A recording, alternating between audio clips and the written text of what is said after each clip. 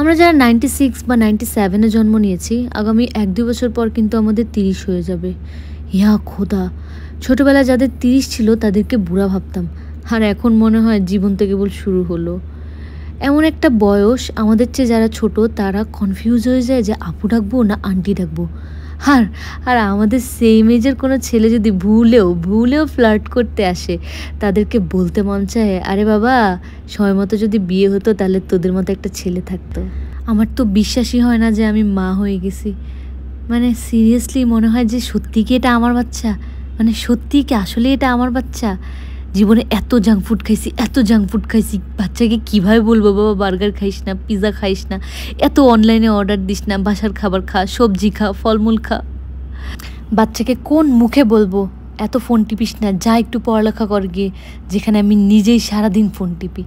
কোন মুখে বলবো যে যা একটু আলমারি গুছা গিয়ে, যেখানে আমার আলমারির অবস্থা থাকার না? মাঝে মধ্যে মনে হয় এই পিচ্চি বাচ্চাটা আমার ভরসায় দুনিয়া আসছে, মানে সত্যি আমার ভরসায়, যেখানে আমার নিজের খেয়াল আমি নিজেই রাখতে পারি না, এই বাচ্চার খেয়াল আমি কিভাবে রাখবো আল্লাহ জানে। মাঝে মধ্যে তো মনে হয় যারা আমরা 96 বা 97-এ জন্ম নিয়েছি তাদের সাথে আসলেই অনেক বড় একটা ধোঁকা হয়েছে। ওই যে করোনা হয়েছিল না, করোনার টাইমে মনে হয় ২-৩ বছর একটা ভুলে গ্যাপ হয়ে গেছে সামহাও। না তো কিভাবে আমাদের মানে আর কিছুদিন পর ৩০ হয়ে যায়, আল্লাহ ভাবতেই অবাক লাগতেছে। কিছুদিন পর বুড়া হয়ে যাব, ৩০-এর পর ৪০, ৪০-এর পর ৫০।